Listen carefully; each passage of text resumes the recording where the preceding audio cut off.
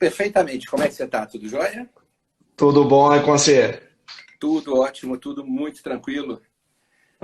Prazer tê-lo aqui hoje, nessa manhã, aqui nesse nosso espaço no Notório Jurídico, né? Espaço que é batizado com o nome do meu canal lá no YouTube, que eu já tive a honra de te receber, né? O Descomplicando o Direito do Trabalho. Já fica o convite aí para quem não conhece se inscrever.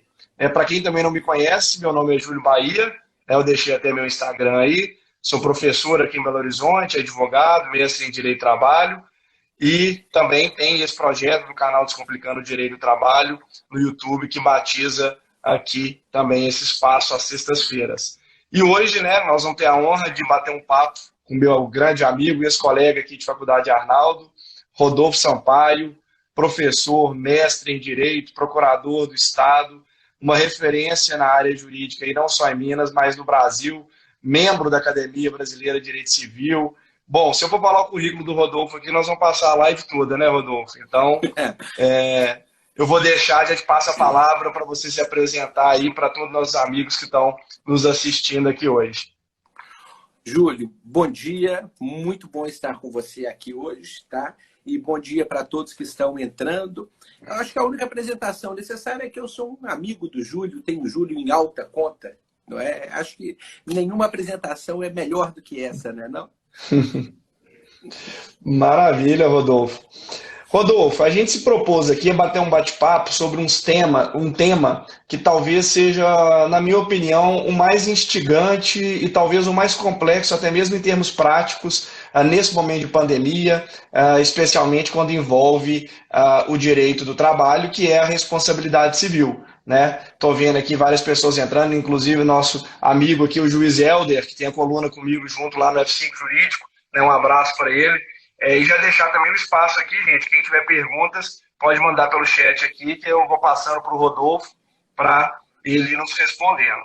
Rodolfo, antes da gente começar um bate-bola aqui mais profundo sobre a responsabilidade civil e as maiores implicações nesse dia a dia, nesse momento de pandemia, eu queria que você desse um panorama para a gente aí da responsabilidade civil. A gente sabe que tem, às vezes, as pessoas que esquecem algum conceito, esquecem algum detalhe, e acho que isso é importante para a gente desenvolver nosso raciocínio aí ao longo da live, para chegar naquela grande controvérsia que a gente já debateu uma vez e eu quero debater de novo, da responsabilidade civil subjetiva, objetiva, e por aí vai. Então, nos dê um panorama aí da responsabilidade civil aplicada ao direito do trabalho.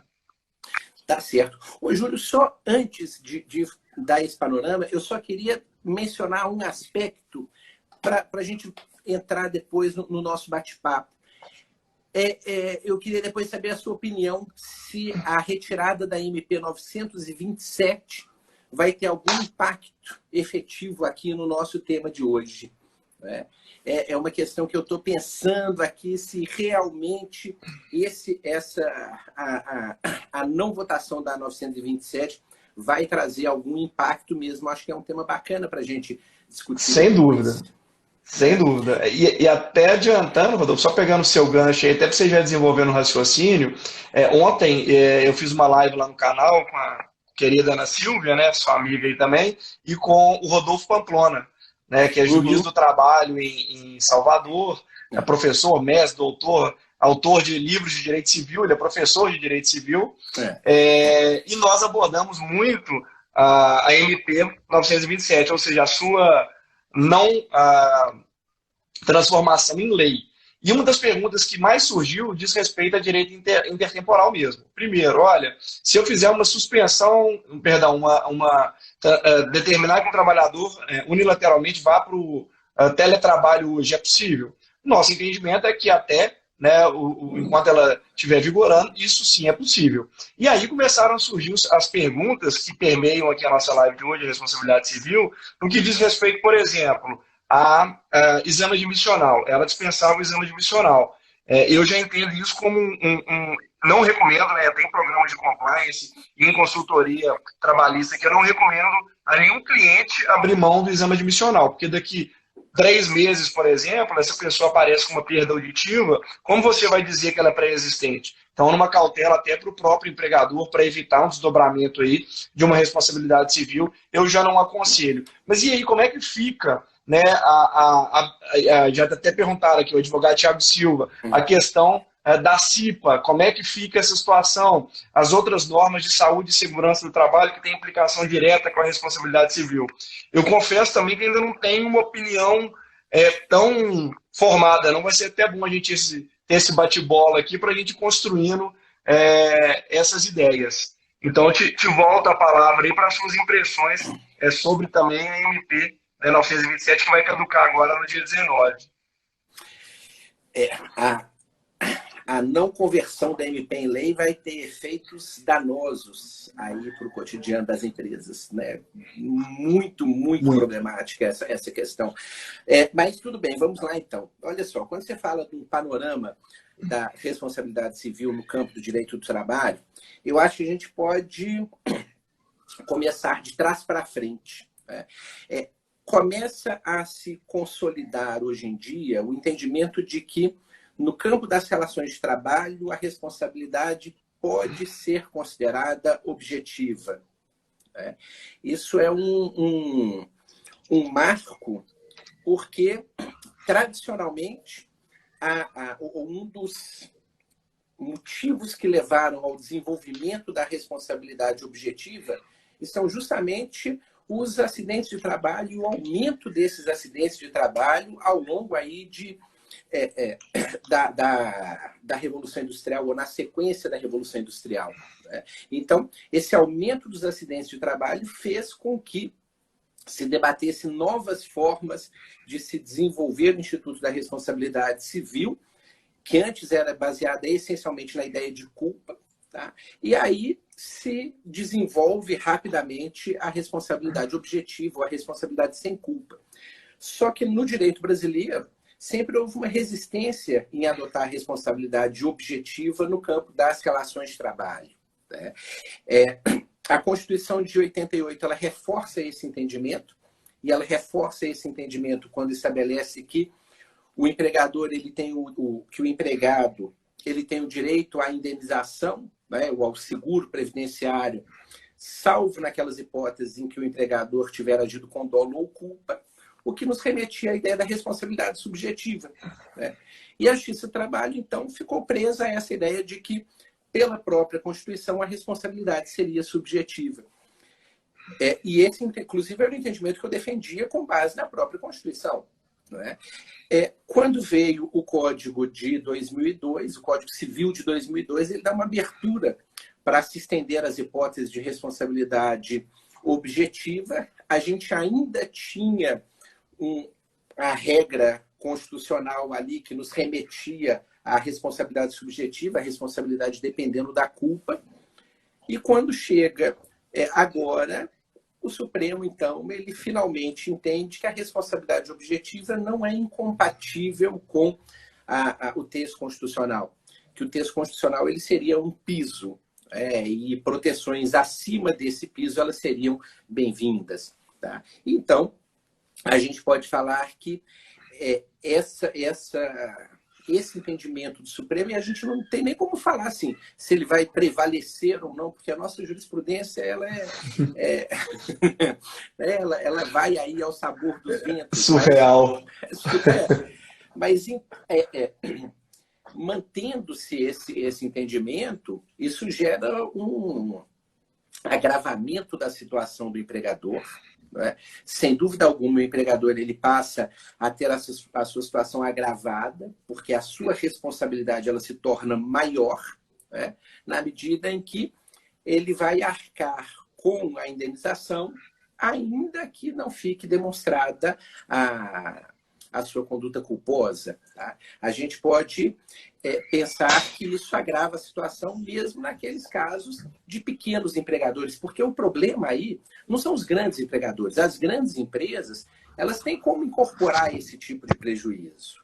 Sem dúvida. Elas têm como repassar isso para o seu custo, elas têm como diluir esse dano, elas têm até como mensurar esse valor. Né?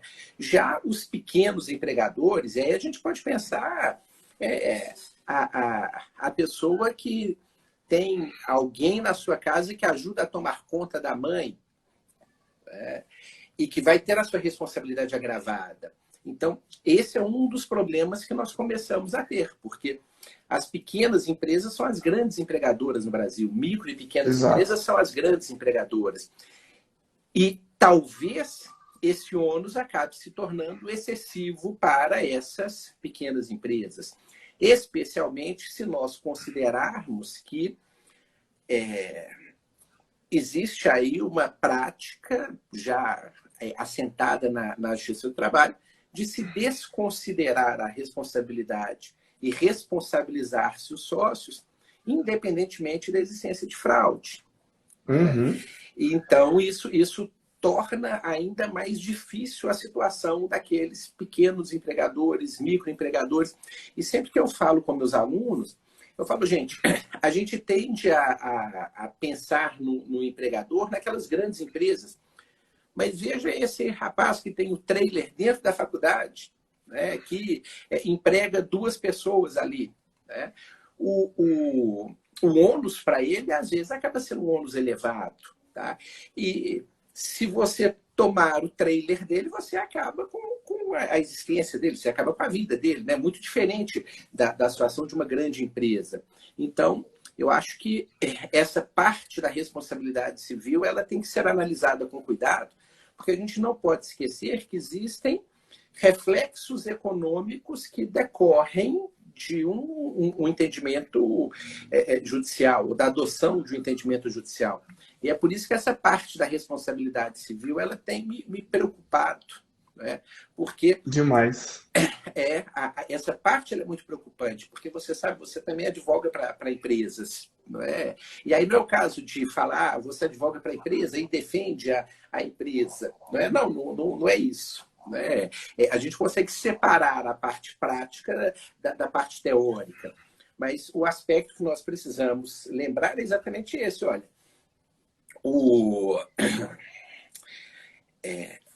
os pequenos empregadores eles podem ter uma maior dificuldade para arcar com esses custos. Eu te dou um exemplo simples.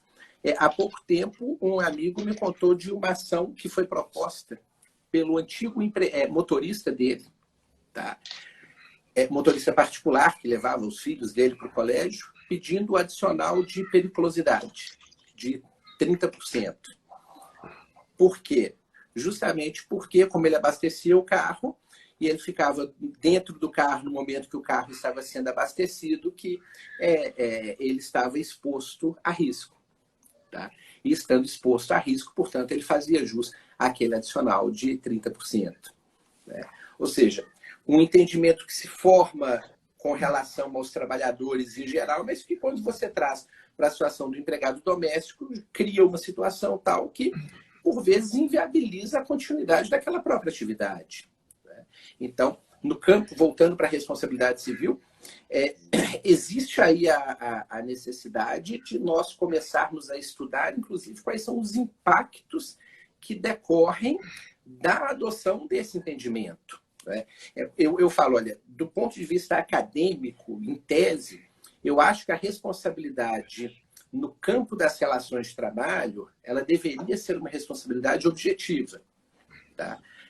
Eu te falo, então, em tese, do mesmo jeito que o Josserran, né, lá há 100 anos atrás, defendia, em virtude do desenvolvimento dos acidentes de trabalho, a responsabilização, o desenvolvimento de uma responsabilidade que não se baseasse na culpa, eu entendo que nós deveríamos seguir hoje o mesmo caminho. Tá? Que talvez o Brasil ele seja campeão em acidentes de trabalho exatamente porque falta um agravamento da situação do empregador. Mas eu acho que o cuidado que nós devemos tomar é o cuidado de saber que o nosso entendimento, as decisões, os processos em que nós atuamos, que isso pode gerar reflexos econômicos, né? Que isso pode ter consequências econômicas. E, então, a adoção desse entendimento sem maior estudo, sem maior questionamento, sem ouvir-se efetivamente as partes, sem se disponibilizar para as partes o acesso, por exemplo, ao seguro de responsabilidade civil. Tá? Isso tudo pode fazer isso tudo pode tornar ainda mais difícil, mais complicada a dinâmica das relações de trabalho no Brasil. Sem dúvida. Você tocou alguns pontos, eu fui até anotando aqui, que eu deixei o computador do lado, que eu acho que o mais interessante é isso. Às vezes eu faço até um roteirinho, mas eu nem gosto, já sabe, do meu estilo mais informal, de bate-papo. E eu fui anotando aqui algumas questões que você pontuou muito bem.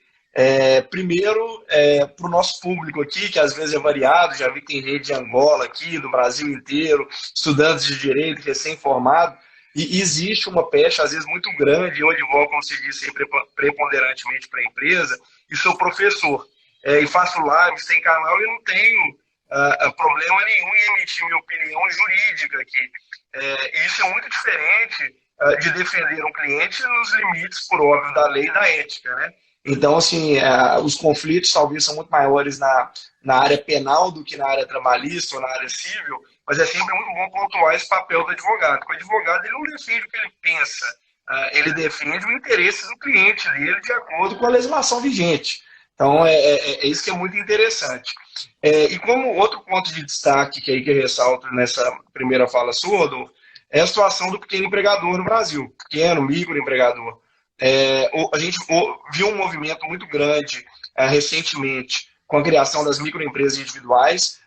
No ano de 2019 foram mais de 60 mil MEIs. E, na verdade, primeiro, sequer são microempresas individuais. É um outro ponto até que eu quero tocar com você também. Na verdade, a maior parte dessas criações aí jurídicas são simplesmente para burlar o contrato de trabalho. Então, não se enquadram tipicamente numa microempresa, ou como hoje gostam muito de dizer, no empreendedor, muito menos numa terceirização. Porque um engano que há também muito grande é quanto à possibilidade de simplesmente se criar uma pessoa jurídica, ainda que individual, terceirizar, né, a atividade para essa pessoa jurídica e aí entender-se que não há nenhum tipo de responsabilidade, inclusive a responsabilidade civil. Isso é um grande perigo. Então, olha, eu vou fazer uma pequena obra aqui, ao invés de eu contratar 10 pedreiros como CLT, e eu tenho já a minha empresa aqui, eu contrato os 10 como microempreendedores individuais. Por incrível que pareça, eu já tive esse tipo de consulta. E eu respondi para ele, olha, você vai exigir o horário dele? Se ele faltar, você vai penalizar? Não, claro. Eu falei, então não é terceirização, é vínculo. Ou seja, você vai ter dois problemas. Um de passivo trabalhista no que diz respeito, né, às verbas inerentes a uma relação de emprego, e outra, se o trabalhador desse se acidentar, você vai, ou ficar doente, você vai ter os mesmos riscos jurídicos. E outro ponto que aí eu acho que a gente pode caminhar nesse contexto, Rodolfo, a gente estava falando aqui de responsabilidade civil subjetiva, você partiu para um lado da ótica mais objetiva. Antes da gente até entrar em detalhes dessa discrepância, eu discordo, já adianto aqui um pouquinho de você, eu vou muito pela redação mesmo do 927, eu acho que tem que ter, assim, em várias situações de uma relação de emprego, sobretudo, com vínculo à responsabilidade civil objetiva, então, naquelas atividades que naturalmente, né, expõem um risco maior, e aí eu quero explorar isso com você novamente também, notadamente no que tange aos profissionais da área de saúde que estão na linha de frente aí da pandemia, se enquadrariam nesse conceito de responsabilidade objetiva, mas você tocou no ponto da tecnologia, e aí eu até, corroborando o meu entendimento, a tecnologia tem um lado positivo e negativo como tudo na vida.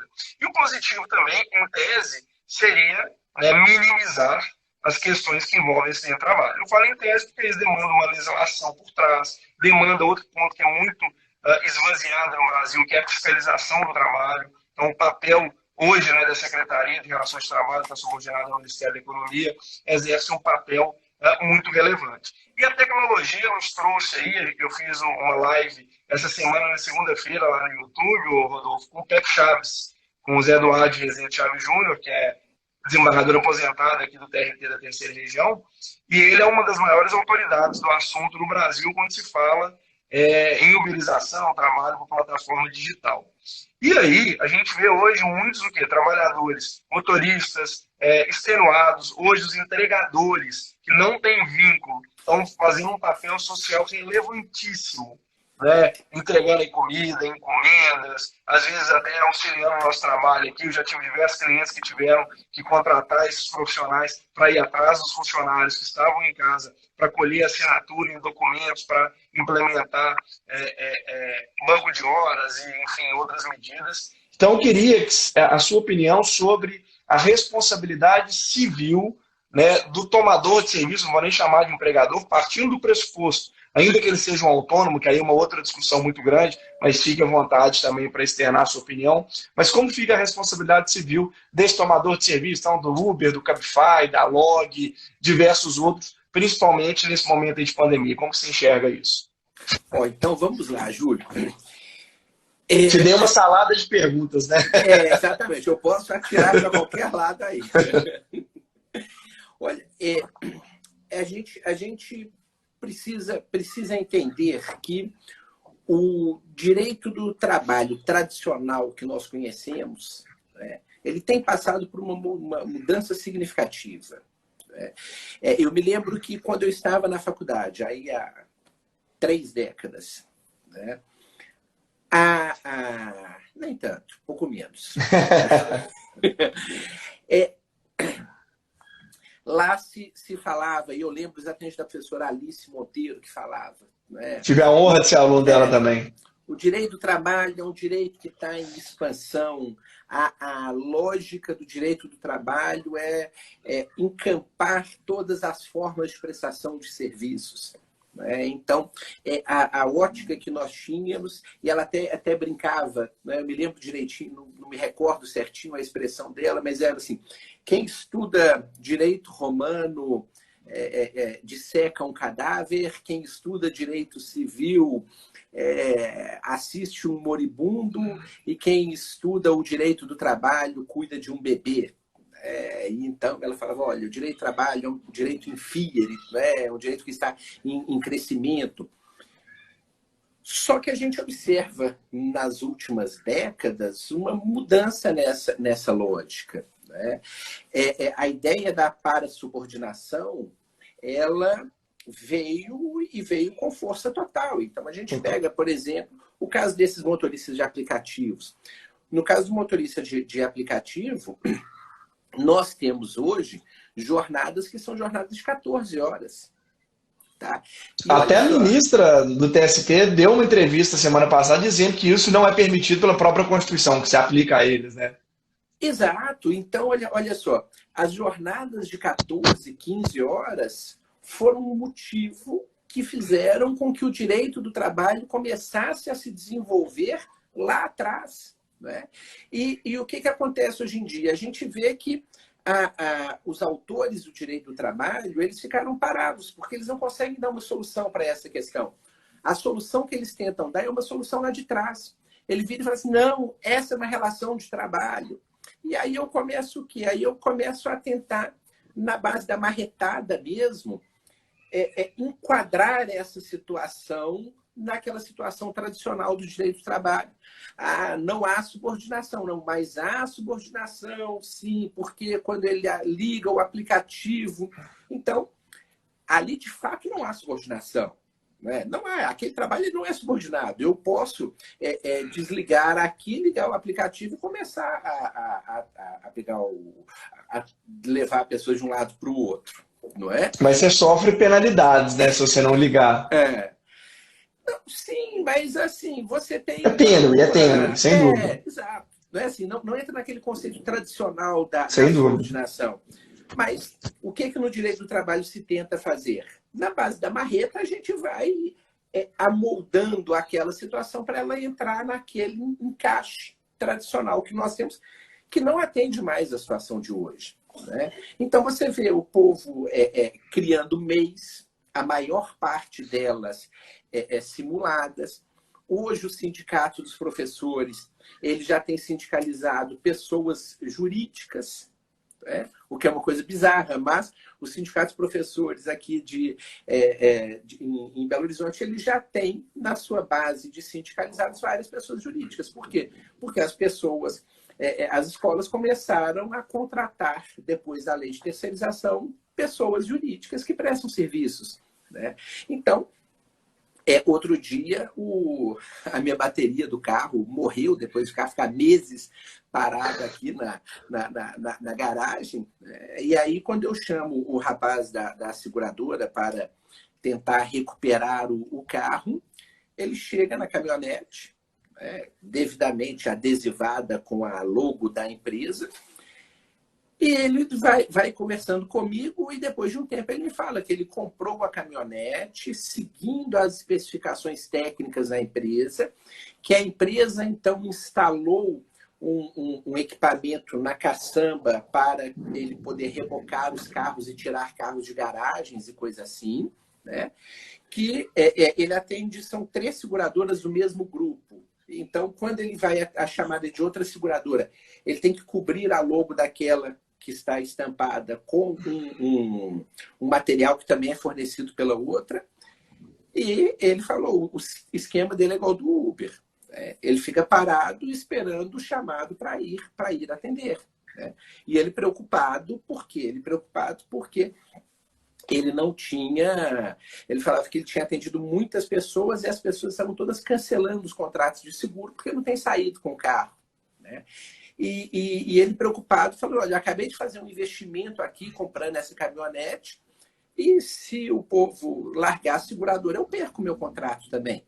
E aí ele me disse que ele era MEI também, que havia sido contratado pela seguradora, ou seja, ele entra na categoria empreendedor. Né? E aí, Entre aspas. Exato, ele é um empreendedor. Né? E então, esse é um problema que o direito do trabalho precisa enfrentar. E o direito do trabalho ele precisa enfrentar não tentando amoldá-lo àquela forma antiga. Né? E então, trazendo essa questão para o campo da responsabilidade civil, eu te falo que o fenômeno da parasubordinação ele já foi identificado, mas o direito do trabalho ainda não encontrou uma resposta para ele. Né? Eu acho que a resposta, ou pelo menos transitoriamente, a gente encontra uma resposta para isso lá no campo do direito civil mesmo. Tá? O direito contratual hoje, ele já não é mais aquele direito contratual de 100, de 200 anos. Né? Existem agora os deveres anexos às relações contratuais, deveres que decorrem da própria boa-fé. Né? E existe aí o dever de cuidado que os contratantes têm. Ou seja, quando eu contrato a pessoa para me prestar serviços, essa pessoa, eu preciso cuidar para que aquele serviço seja corretamente executado, aquele serviço seja corretamente prestado. Né? Então, eu te falo que no campo do direito contratual hoje, nós conseguimos resolver essas questões. Então, veja, eu tenho como responsabilizar a empresa que opera um desses aplicativos se ela permite que o empregado ele trabalhe um número excessivo de horas. Tá? Eu tenho como responsabilizar essa empresa se aquele empregado não tiver um período anual de descanso. Eu tenho como responsabilizar essa empresa se o motorista vinculado a ela sofrer algum tipo de dano. Tá? Ou seja, com base na ideia dos deveres anexos, existe a possibilidade de eu, então, trazer um dever de proteção para o campo dessas relações que não são mais relações de trabalho, né? Ou que não são relações de emprego, melhor dizendo.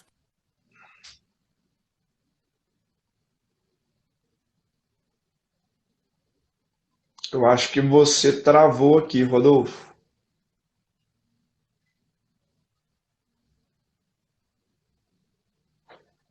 Travou aí para vocês também, pessoal? Ah, voltou. Agora voltou, pois é.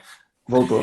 Então, assim, o que eu dizia, não importa se aquela relação jurídica ela é disciplinada pela CLT ou se ela é disciplinada pelo Código Civil. Tá? Porque o mesmo raciocínio que eu tenho nas relações de emprego, eu posso levar para essas relações.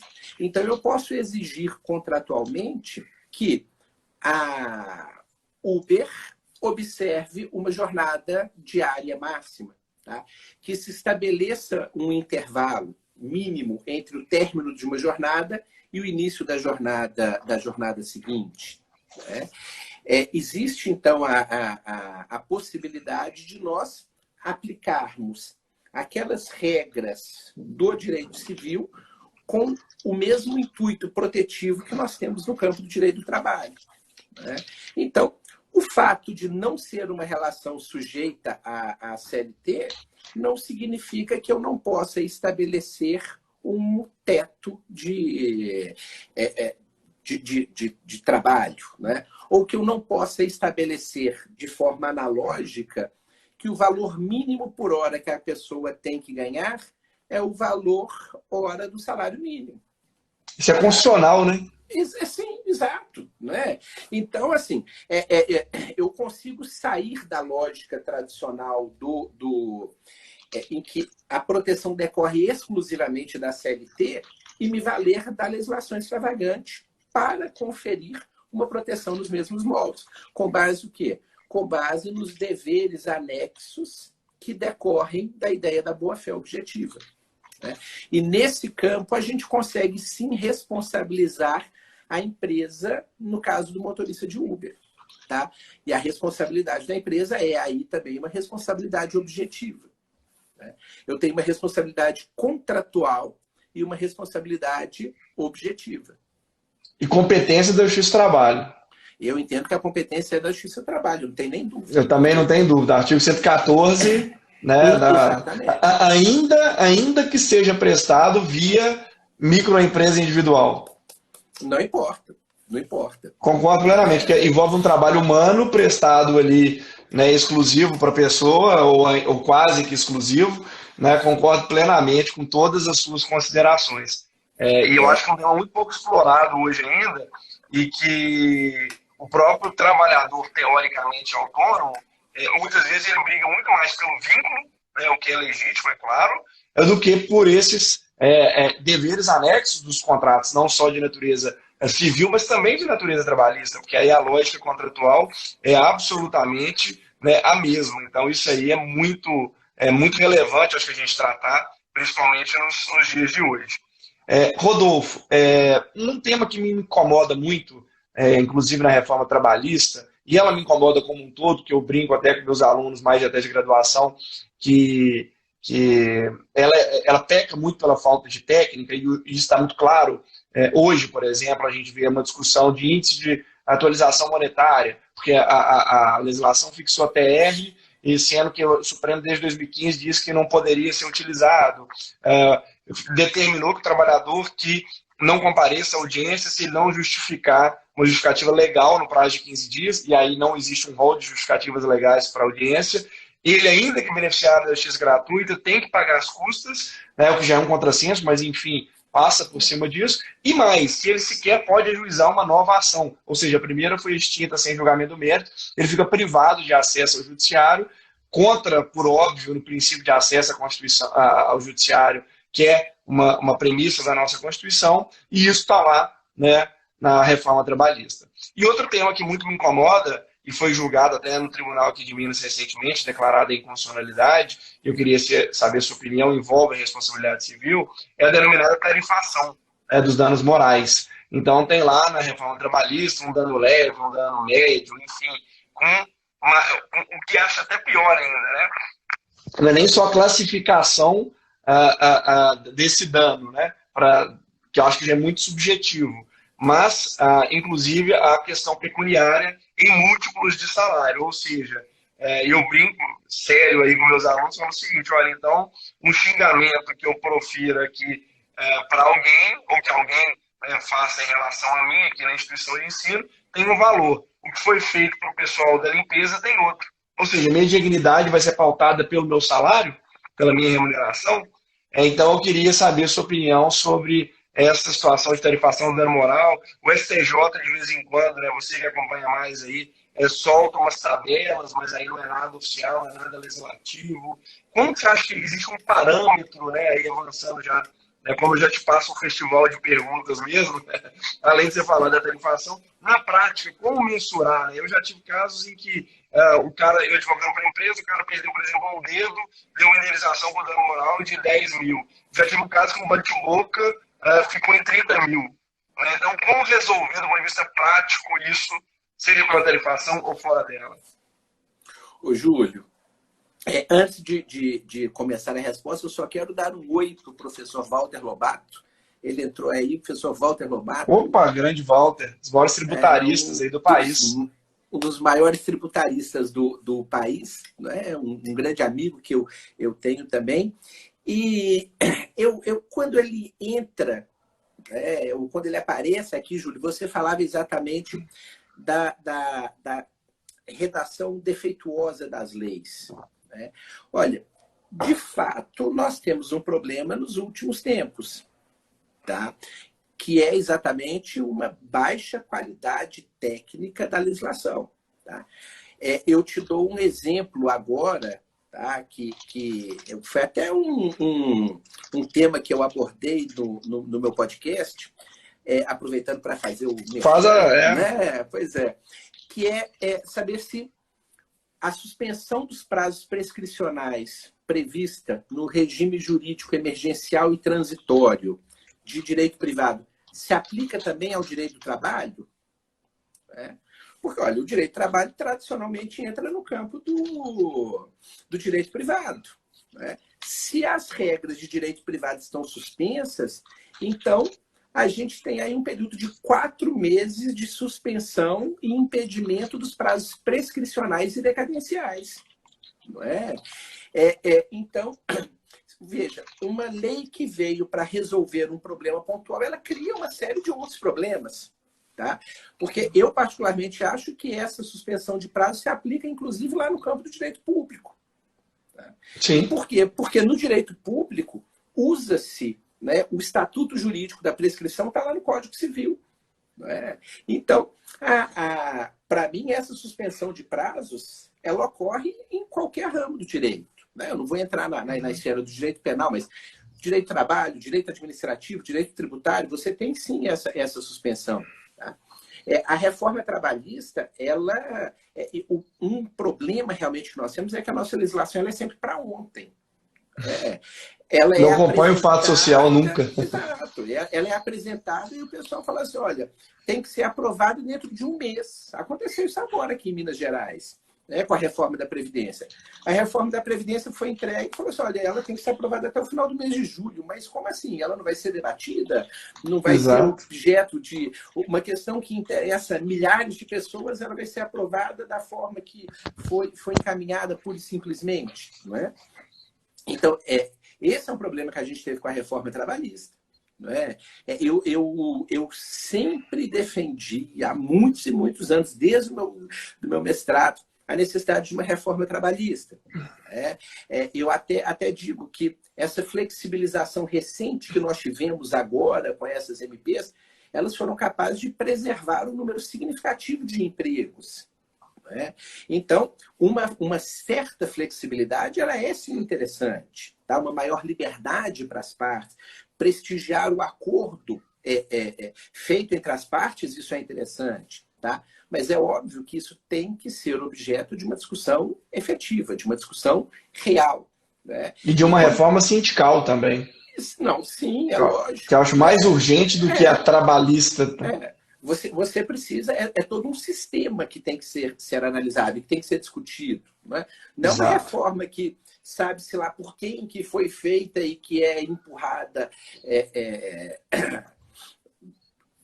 em um momento politicamente próprio, né, ou apropriado. Então, vira um Frankenstein jurídico. Isso. Então, de fato, a reforma trabalhista ela trouxe aí uma série de deficiências. E uma dessas deficiências é exatamente o tratamento que se dá ao dano extrapatrimonial. Né? Veja, você estabelecer as hipóteses em que haveria o dano extrapatrimonial, como tentaram fazer, né, assim, números clausos, é até uma possibilidade. Né? No direito alemão, por exemplo, é assim. né? Então, assim, existe essa possibilidade. Tá? Aqui no Brasil foi feito de uma forma tão ampla que é como se não tivesse sido taxativa, porque qualquer situação se enquadra naqueles tipos que foram criados. Né? Mas quando você tem essa tarifação, você vai no sentido contrário já e do entendimento jurisprudencial que vem se consolidando desde a Constituição de 88. Né? Então, a jurisprudência vem, aí a doutrina majoritariamente tendem a entender que não é possível você ter uma tarifação dos danos extrapatrimoniais, que os danos extrapatrimoniais eles decorrem da análise casuística, né? Que eu não tenho como definir, especialmente com base no salário, tá? Qual será o valor da indenização. Tá? Então, e aí eu te falo.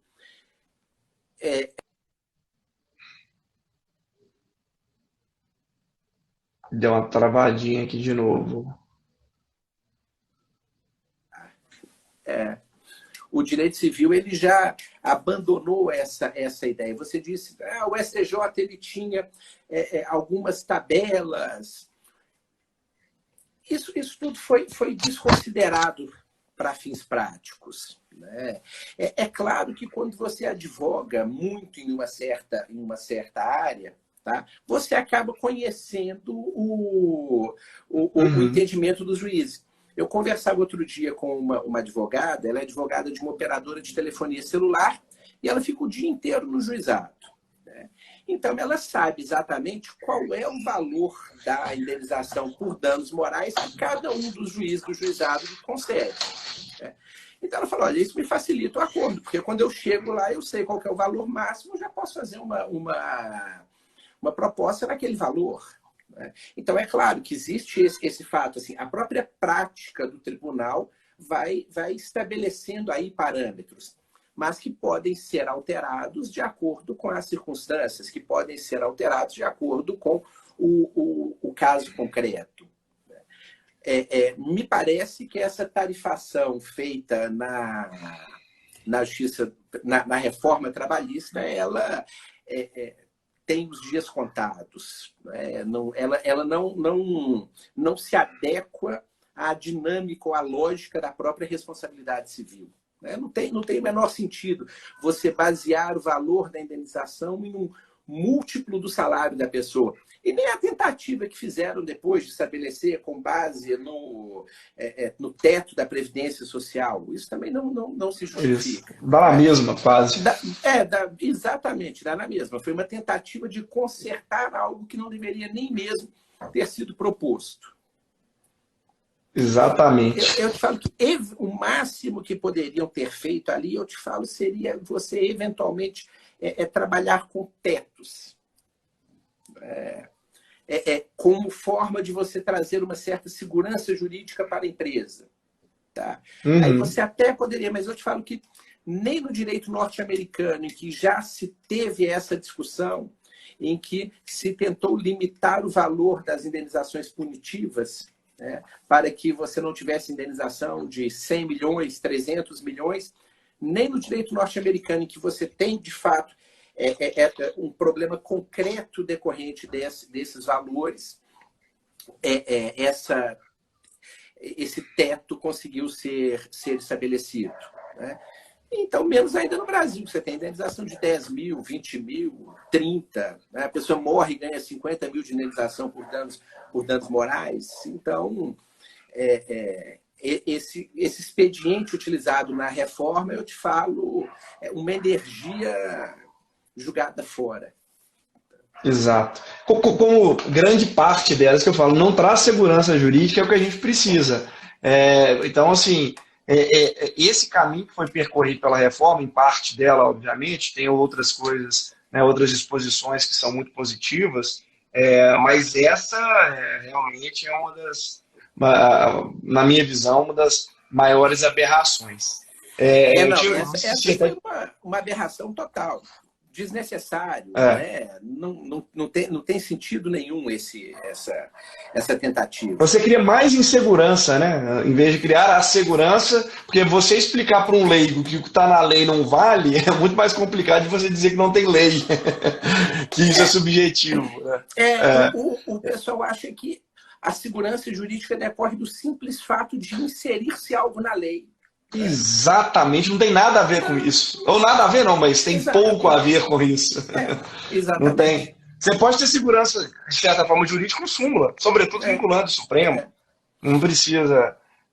E eu não entendi também da reforma acabar com o que a gente tinha, só falando da reforma rapidinho, do incidente de uniformização de jurisprudência, que era um instituto super útil nesse contexto de segurança jurídica no âmbito dos tribunais regionais. Então eu sabia que aquela matéria fática tratada aqui em Minas era de um jeito, na Bahia era outra, e eu que advogo em vários locais do país, era um facilitador muito grande. Inclusive para o próprio TST, que aí você não ficava com aquela migalha, vamos assim dizer, de uma jurisprudência aqui, outra acolá, você pegava as teses prevalecidas em cada tribunal, e aí o TST fazia o seu papel maior, que é de uniformizar essa jurisprudência, né? Enfim, até eu esqueci de falar no começo aqui, Rodolfo, convidar o pessoal, não sei se vocês já viram nas minhas redes sociais, principalmente no Instagram, eu lancei um curso nessa terça-feira de recuperação judicial e falência no direito e no processo de trabalho. Então, um curso bem voltado aí para a prática, para a advocacia, são 3 horas aula,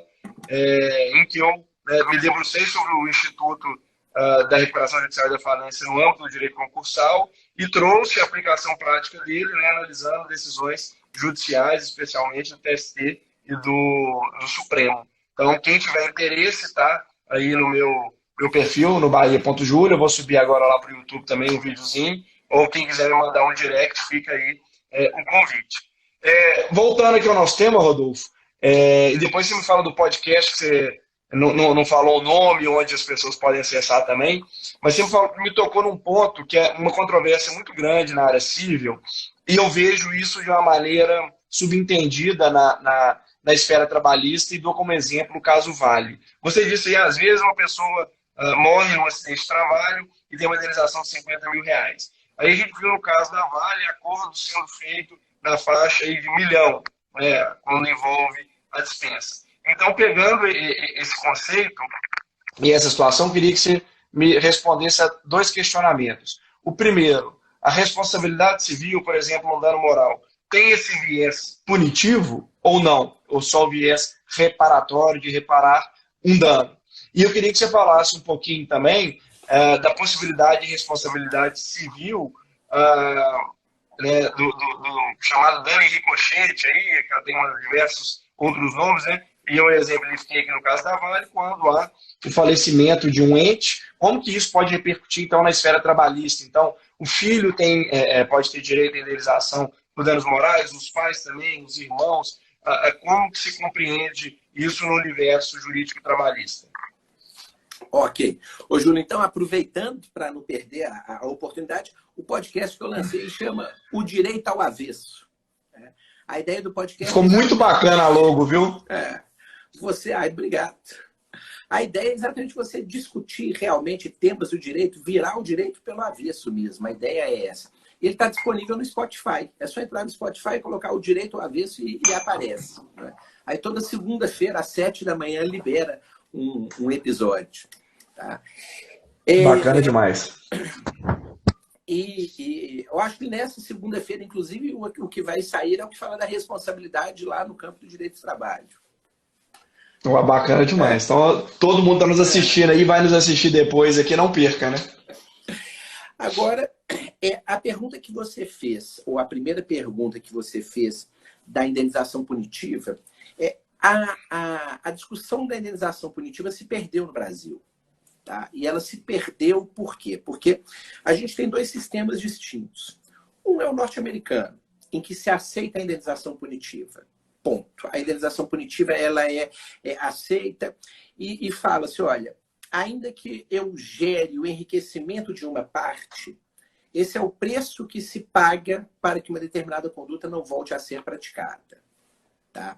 Então, você tem vários autores que questionam, falam que a indenização punitiva é uma loteria distributiva, que uma pessoa vai ter sorte de sofrer um dano porque ela vai ficar milionária, né? Mas, igual eu já vi uma vez um autor, quando ele dizia do caso do Ford Pinto, ele falou, ok, você...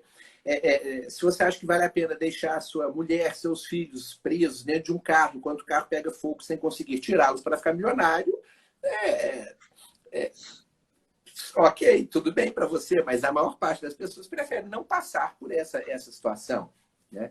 Então, de um lado, a gente tem um direito norte-americano em que se aceita, em regra, a responsabilidade punitiva. De outro lado, a gente tem o direito europeu, que majoritariamente recusa a responsabilidade objetiva. Teve até um comitê que foi formado para se discutir a possibilidade de se instituir a indenização punitiva no Código francês, no Código Civil napoleônico. Né? E ainda assim, eles chegaram a uma redação final, mas ainda assim não foi aprovado. Então, se a gente vai a Portugal, França, Itália, Espanha, Alemanha, lá não se aceita a indenização punitiva. Tá? Então, nós tínhamos dois entendimentos, e o entendimento brasileiro sempre foi muito mais próximo do direito europeu. Tá? Então, nós poderíamos ter entendido, tal como se entende nesse país, que a indenização punitiva ela não cabe ao direito privado, que a punição ela cabe ao direito administrativo, ao direito penal, e que na esfera do direito privado isso acarretaria um enriquecimento sem causa. Né? O que a gente fez no Brasil foi uma junção aí de dois entendimentos. Então, a gente trouxe a indenização punitiva do direito norte-americano e a proibição ao enriquecimento sem causa do direito continental. Então, virou a nossa indenização punitiva, que a nossa indenização punitiva é de mentirinha. O juiz fala na sentença que a indenização tem um objetivo pedagógico que serve para que aquele ato não volte a ser praticado, blá, blá, blá, blá, blá. Mas como não pode haver enriquecimento sem causa, então ele limita a indenização punitiva a R$3.000. Eu já tive indenização punitiva de 2.000, não é? Então, essa discussão ela acabou se perdendo efetivamente no direito brasileiro. Assim, as nossas indenizações punitivas, se você ver a sentença, todas elas aceitam a indenização punitiva. Menos Sim. na hora de condenar a Vale, por exemplo, a pagar 5 milhões de indenização. Né? Ou se condenar o Flamengo a pagar não sei quantos milhões de indenização pela morte dos meninos. Né?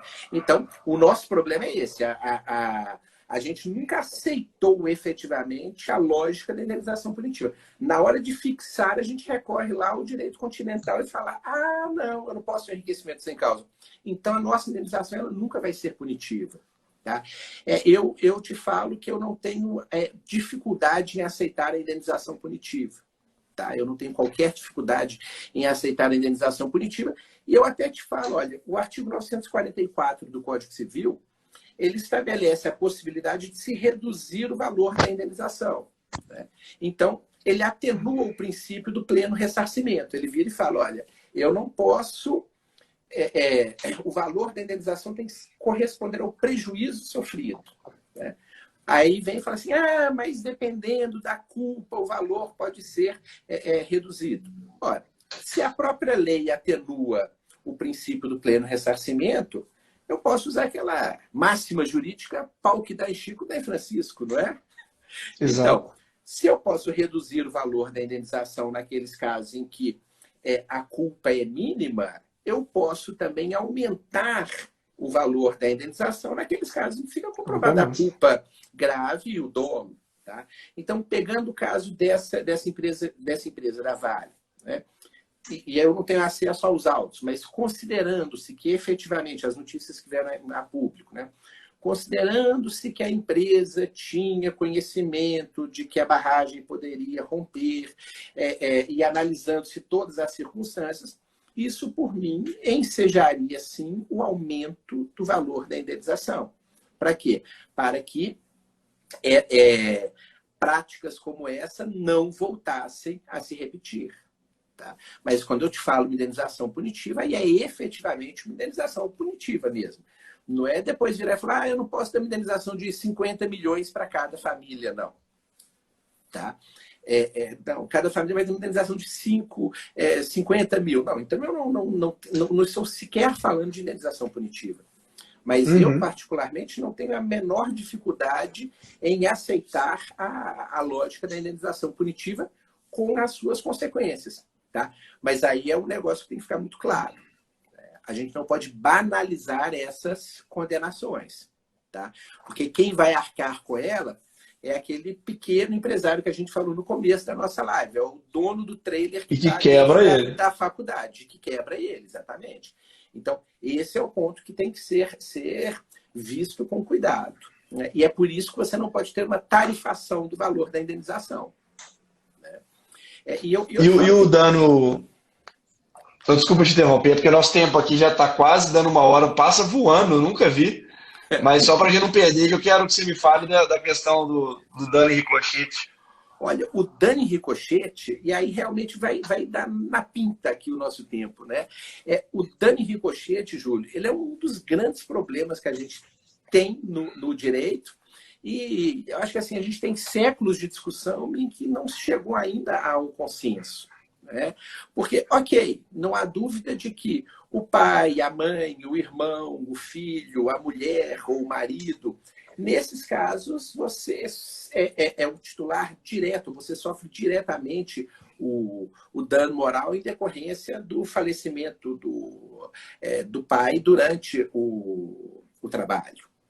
Então, o rompimento da barragem faz com que a pessoa seja levada pelo barro e o corpo só é encontrado depois. Tá?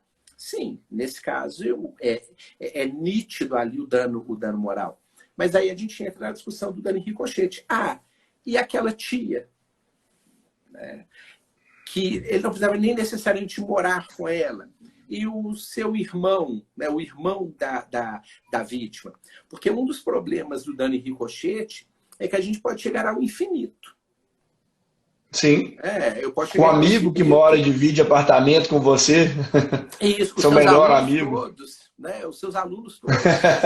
Né? Então, o problema aí do dano em ricochete é exatamente essa extensão que se dá ao dano em ricochete. Né? Me parece que para admitir-se o dano em ricochete seria necessário que você demonstrasse efetivamente a existência de um vínculo que supera o vínculo social mantido entre as pessoas. Né? Aí, nesse caso, assim, é óbvio, a morte de um familiar sempre vai causar um pesar. O meu primo morreu, a minha tia faleceu. Isso, obviamente, sempre vai gerar um pesar. Mas, para ser indenizado, o meu entendimento é de que deve-se demonstrar que, naquele caso específico, naquela situação específica, havia um vínculo maior, né, que justifica que a essa pessoa se estenda também o direito à indenização.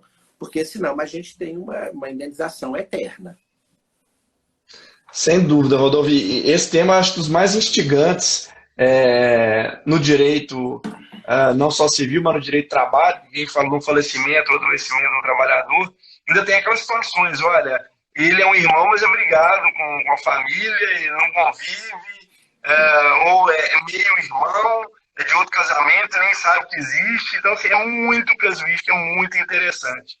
E como, Rodolfo, a gente mal conseguiu abordar aqui a MP 927, não exploramos tudo, eu já vou te fazer um convite aqui no ar para a gente já marcar a parte 2 desse nosso bate-papo, para a gente continuar aqui na responsabilidade civil. Eu ainda tem muitas outras dúvidas, nós não adentramos com tanta profundidade na questão da responsabilidade civil objetiva, especialmente da pandemia, explorar mais essa questão do dano em ricochete, de que a gente pode, né, construir. Então já fica o convite aí, né, para nas próximas semanas a gente agendar e divulgar para o nosso público uma parte 2 aí do Descomplicando o Direito do Trabalho e Responsabilidade Civil com a sua presença. Então eu queria primeiro te agradecer, né, por essa hora que você teve aqui conosco, que passou voando, que aí o bate-papo é bom, o aprendizado é enorme, né, eu sabia que não seria diferente, então te agradecer demais e renovar aqui o convite para você estar presente de novo aqui comigo nesse espaço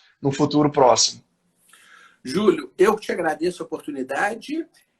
Agradeço a todos que ficaram aqui nos assistindo e aproveito já para me colocar à sua disposição. Marque o dia e a hora e nós nos encontramos. Combinado. E deixar um abraço aqui, né, para nossa amiga Rose, que eu vi que nos assistiu aqui, idealizadora do projeto Business Talks. Deixar um abraço também para o Alan, aqui do Notório Jurídico, para o Marinho, lá do F5. Todos vocês que nos assistiram, sigam o Rodolfo nas redes sociais, o perfil dele aí no Instagram, ouçam o podcast. Renovo também o convite aqui para acessarem o canal Descomplicando Direito do Trabalho no YouTube. Também quem tiver curiosidade no curso de recuperação judicial e falência no direito do processo de trabalho, me mandem um direct aqui no @bahia.julio, que está muito legal. Pessoal, muito obrigado. Até a próxima sexta. Rodolfo, valeu demais. Até a sexta. Daqui, semana que vem, vai estar aqui conosco o professor Osmundo. Vamos ver se a gente consegue já marcar na outra semana para continuar esse bate-papo. Combinado. Beleza? Fechou. A gente ajusta a data e divulga para o pessoal. Obrigado, gente. Até mais. Quem não assistiu tudo, assiste depois aí no IGTV. Ok? Vai ficar aqui no Notório Jurídico. Bom dia a todos aí, bom trabalho, bom fim de semana. Tchau, tchau. Até mais, gente.